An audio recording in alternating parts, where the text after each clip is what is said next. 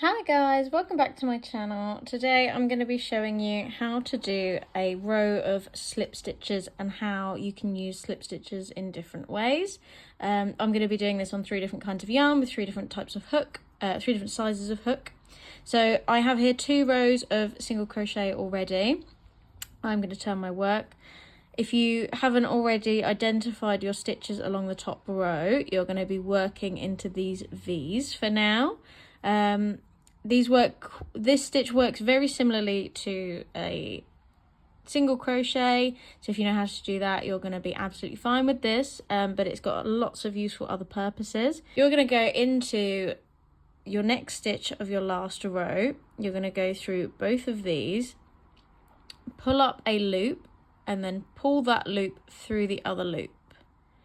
This is to add no height to your crochet piece. This is usually as a finisher. It's good for edging, it's good for holding pieces together.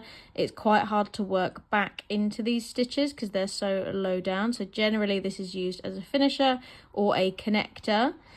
This is to add no more height and follow the pattern. So if it says SLST, this is what you are going to do. You are literally just going to yarn over and pull the loop through the other loop. This is a really simple stitch. Yarn over, pull up a loop, pull that loop through the other loop.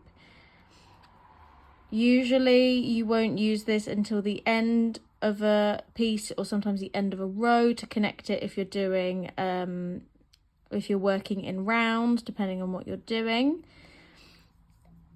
If you are and you would like to connect your row, what you can do is you can go through both pieces of work. So I know that I've got 3 rows, technically 2 because I've only got 1 row of slip stitches and they don't really count for much height.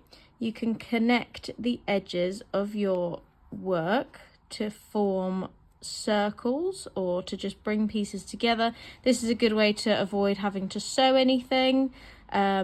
And it holds together really nicely. It adds no height. If you do single crochets along the side or any other stitch, it will add extra height to your piece. So you can use this technique to seal off edges without having to sew it.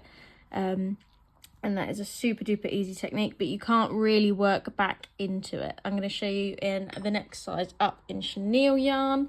Once again, it's going to add no more height than it did before.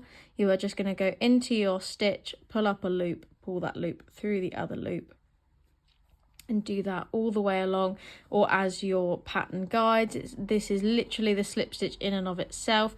If you wanted to attach it at any point to somewhere else, you just go through where you want it to attach to avoid having to sew it. Pull up that loop, pull that loop through the other loop, and you can join it in any which way at any point, anywhere, to make whatever patterns you would like. This is a super duper easy one, but like I say, it's really hard to work back into the loops because they are so flat and add almost no height to your piece whatsoever. I'm going to show you again with the slightly chunkier yarn.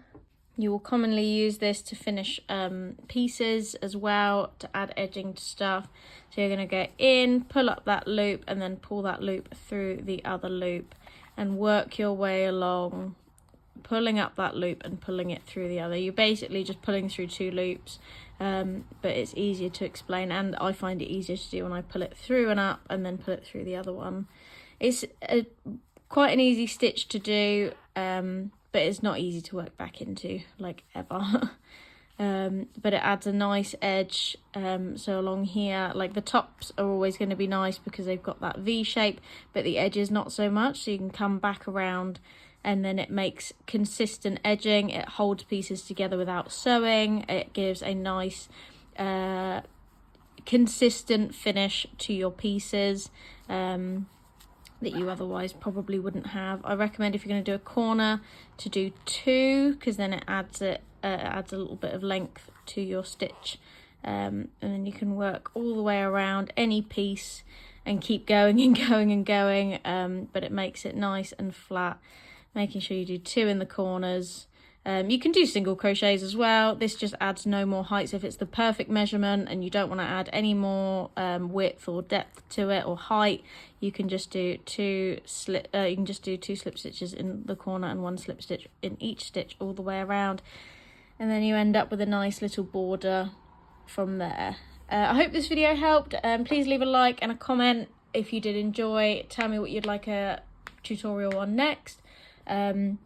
If you haven't already, please give me a subscribe and follow me on other social media to see what else I make. Thank you very much. Bye bye.